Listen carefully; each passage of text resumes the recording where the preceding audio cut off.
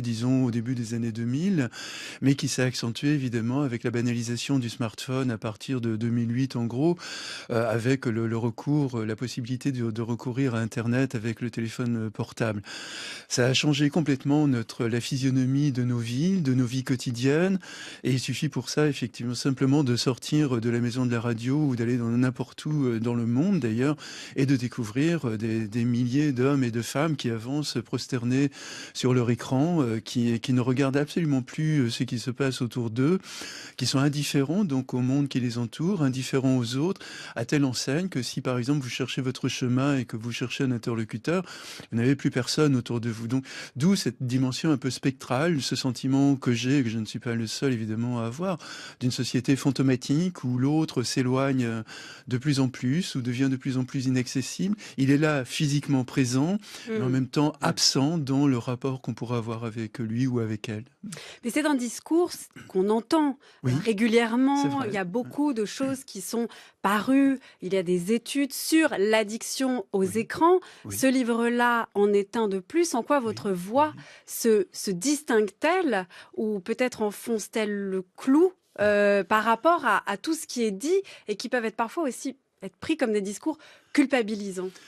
Oui, mais je pense que ma voix se conjugue, à d'autres évidemment. Je ne sais pas, où est bon, mon originalité, c'est sans doute d'être un anthropologue, de mesurer cette perte d'épaisseur, du monde, du lien à l'autre, de le vivre évidemment au quotidien, non seulement quand je marche en ville ou quand je voyage, etc., mais aussi finalement dans la relation avec les étudiants, dans d'innombrables scènes que je vois dans la vie quotidienne, par exemple, où des parents sont avec leur Mmh. enfant qui est dans une poussette ou dans un landau et le gamin pleure et voyez les parents qui continuent à pianoter tranquillement sur leur téléphone portable, qui sont ou je vois aussi parfois des enfants qui courent après leur père ou leur mère en leur parlant, mais le parent ne fait Mmh. absolument pas du tout attention à l'autre. Voilà des scènes qui indisposent, qui font mal parce qu'on ne sait pas du tout comment réagir. Je sais bien que si j'intervenais dans ce genre de situation, Dieu sait si la tentation est grande, mais si j'intervenais, évidemment, je me mettrais à mal à la fois l'enfant qui ne comprendrait pas pourquoi on s'en prend à son père ou à Mmh sa mère, mh. et puis le père et la mère qui se demanderaient de quoi je me mêle. Donc voilà, on est souvent dans ces situations de morale, où on est un peu perdu, on ne sait plus sur quel pied danser, à Bah, bien voilà, c'est des quand même ça égards. le problème de ce genre de Oui. discours, c'est que tout de suite on Mmh. tombe aussi dans un discours moralisateur. Moi, Ah je suis oui. d'accord avec vous. Oui, oui, C'est-à-dire que je oui. vois bien, je suis avec mon compagnon, je lui parle, Oui. il prend son téléphone, j'ai envie de le détruire, mais je fais la même chose et en même temps, si je lui dis, je suis moralisatrice. Bon, pour moi, C'est mon quoi le livre bon registre? mon registre, c'est de rester dans le champ de la sociologie et de l'anthropologie. J'essaie de ne OK. pas juger. D'ailleurs, rappelez-vous, à la fin du livre, je ne dis pas il faut supprimer le portable, Mmh, etc. Je mmh. dis non, il y a quelque chose d'inéluctable qui est là, il va falloir qu'on vive avec, etc. J'essaie de comprendre, de ne pas juger. Mon travail de sociologue, depuis le début d'ailleurs, ça n'a jamais été de Mmh. juger, ça n'a jamais été de moraliser le monde, mais de le comprendre. En ce sens, je ne suis pas un militant, mais j'aime bien me définir. Un militant, c'est quelqu'un qui limite, évidemment. Je me considère comme un illimitant. Je pense que c'est la tâche fondamentale de l'anthropologie, d'ouvrir le monde et de nous rappeler notre infinie liberté à chacun de nous. Après, c'est évidemment aux lecteurs, à nos étudiants, enfin aux personnes qui nous écoutent, de prendre leurs décisions par Et elles-mêmes. c'est plus pour Je- presque éveiller une prise de Oui. conscience presque. Si vous voulez. Le terme serait un peu prétentieux, évidemment, mais il y a quelque chose de cet ordre-là, de participer à Mais ce qui est terrible, c'est changer qu'on quelque chose du ouais. monde, mais avec quand même une certaine humilité. Je sais bien que ma voix n'est qu'une parmi des millions d'autres. Et puis en effet, vous avez raison de rappeler que quelques livres ces dernières Mmh. années, ou les débats qu'on a eus d'ailleurs, même au niveau politique récemment, à travers notamment l'idée de la majorité numérique à 15 ans, etc. Ou même Beaucoup l'interdiction des de téléphones, à dans les l'école, établissements scolaires, absolument, ce sont des problèmes qui sont récurrents depuis mais ce qui longtemps, est oui. terrible avec, l'usage qu'on a au téléphone portable et en vous lisant, ce qui était incroyable, c'est qu'à la fois je le savais, mais en Oui, même temps il y a quelque chose, c'est oui, pour ça que j'ai employé le terme d'addiction oui, et vous oui, avez travaillé sur les pratiques oui, à risque, sur oui, la drogue, oui, il y a oui, quelque chose de cet ordre-là, en fait, qui se c'est joue. vrai. On le sait, mais Mmh. on n'arrive pas à le lâcher. Oui, la formule, finalement qui condense tout ça, c'est: «Je sais bien, mais quand même». Oui. Je sais bien que c'est catastrophique, que ça nuit à mes relations avec les autres, mais quand même, c'est plus fort que moi. Voilà. Donc on est dans un monde d'ambivalence où on a du mal à trouver justement quel angle aborder, sous quel angle aborder l'autre, en effet, qui vient parasiter une conversation en sortant toutes les 30 secondes son téléphone portable, ou qui vous laisse en plan parce que son téléphone a sonné. On se dit là, c'est quand même une incivilité, c'est vraiment pas chouette qu'on me laisse comme ça. J'ai l'air d'être très secondaire aux yeux de cette personne, au regard de la personne qui vient de loin et qui appelle, etc. Bon, en même temps, effectivement, il y a le je sais bien, mais quand même, qui fait que votre interlocuteur va quand même répondre à son téléphone.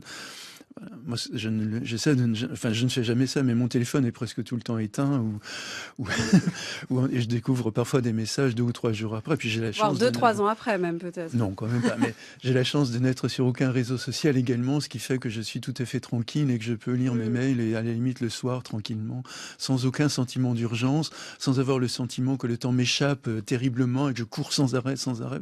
Je recevrai sans arrêt des notifications. C'est pas mon univers. On va décortiquer cette rupture anthropologique dont vous parlez, David Le Breton, parce que je rappelle, c'était pour ça aussi cet échange, vraiment pour montrer où vous vous situez, Oui. comment vous vous adressez au lecteur sur ce problème de notre usage du téléphone portable. Et pour décortiquer cette rupture anthropologique, je vous propose d'entendre cet extrait de ce film qui s'intitule Le Discours.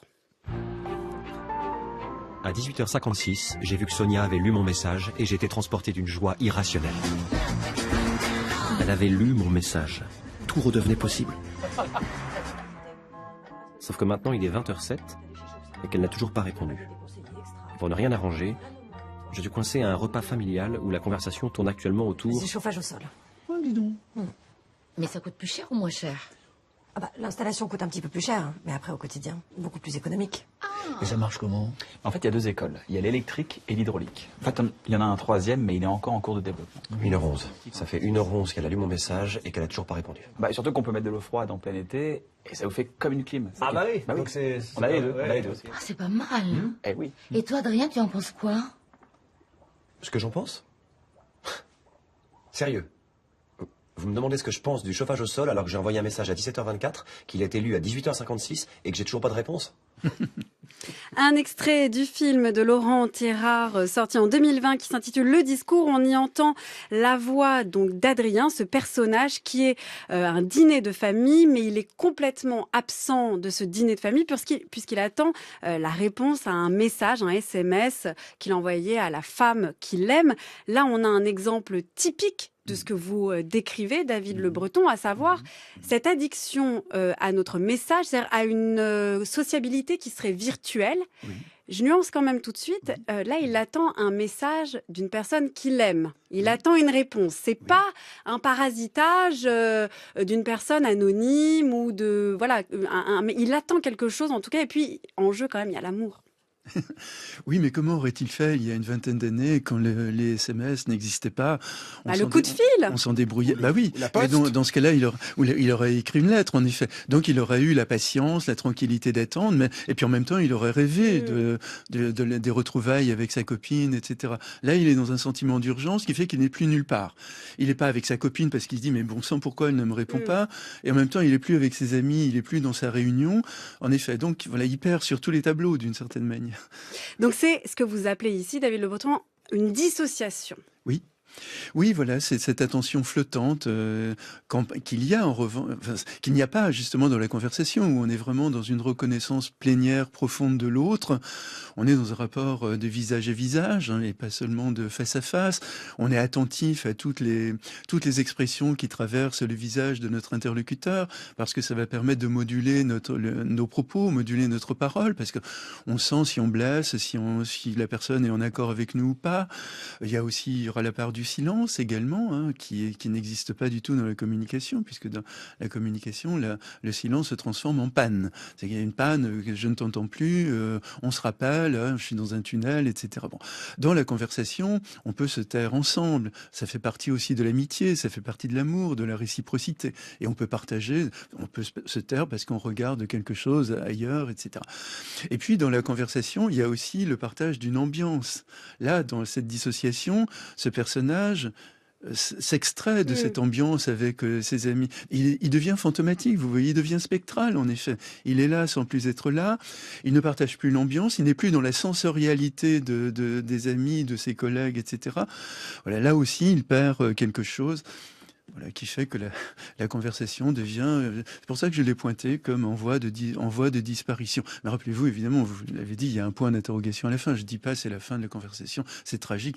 Et puis aussi, c'est très important, je ne veux pas moraliser le monde. Hein. Je veux simplement... David Le Breton, de vous, on peut donc lire la fin de la conversation, point d'interrogation, car tout n'est pas perdu, il faut aller marcher. La parole dans une société spectrale, c'est paru aux éditions Métellier.